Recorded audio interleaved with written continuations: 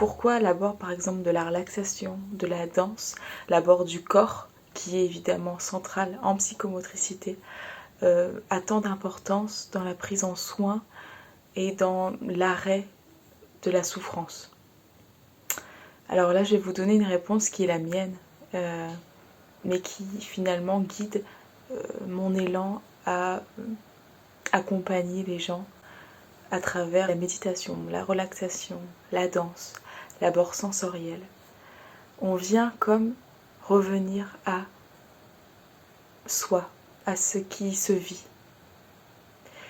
Et quand on est dans la vie, il n'y a pas ces petits questionnements qui vont venir.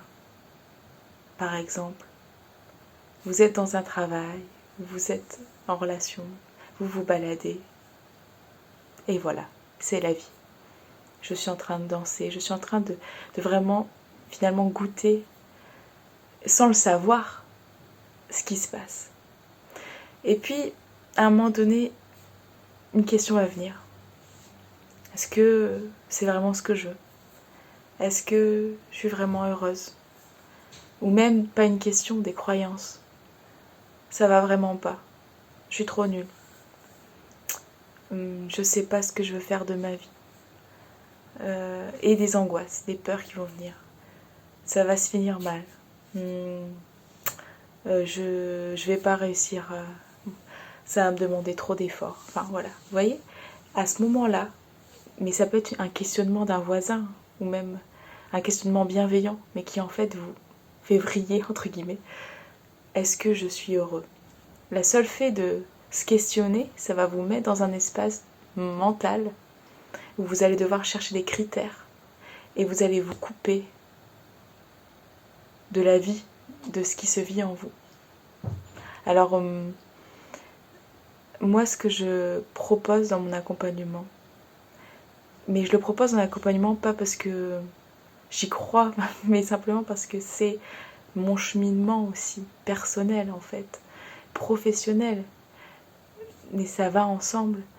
C'est que à chaque instant, quand vraiment je suis dans ce qui se vit, c'est-à-dire que j'arrive même pas à le voir, mais simplement il y a ce qui est là, le corps qui bouge, la danse, ça peut être la relaxation. Tous ces abords-là, ça vous permet de revenir à cet endroit où il y a la vie. Il n'y a pas la souffrance qui vient de la question. Est-ce que vraiment c'est ce que je devrais faire? Est-ce que vraiment cette situation elle est pérenne? Etc. etc. Ça ne veut pas dire qu'on ne va pas se poser ces questions. Mais c'est simplement que parfois, ces questions, elles viennent complètement vous empêcher de revenir à ce que vous êtes, à votre essence, à ce qui vous met en vie, à ce qui vous permet simplement d'être bien en relation, d'être en paix. Et voilà ce qui, pour moi, est essentiel à transmettre quand vous m'interpellez, quand vous me questionnez. C'est pour ça que parfois je vais vous dire, ah moi là je pense que je peux vous aider, ou là non, parce que c'est pas ce que je sais, je sais ce que je vais vous transmettre, et je sais ce que ça va vous permettre de ressentir et de vivre, et ce que aussi ça va pas vous permettre de gérer comme questionnement, vous voyez. Et je pense qu'il faut aussi savoir ses limites, et voilà, moi je sais que ce que je veux c'est vous aider à vous recentrer dans votre corps, à ressentir ce qui se passe en vous. Parce que c'est à partir de là, pour moi, dans mon expérience d'accompagnement, qu'il y a un apaisement qui peut se faire et des solutions, ou en tout cas des changements qui se mettent en place. Donc c'était une petite vidéo pour vous expliquer pourquoi la relaxation, le corps, les pratiques corporelles, les pratiques sensorielles sont au centre de ce que je propose, que ce soit en accompagnement pour les enfants, les ados, les adultes et même les couples, parce que c'est du ressenti. C'est pas est-ce que l'autre me convient vraiment, c'est qu'est-ce que je ressens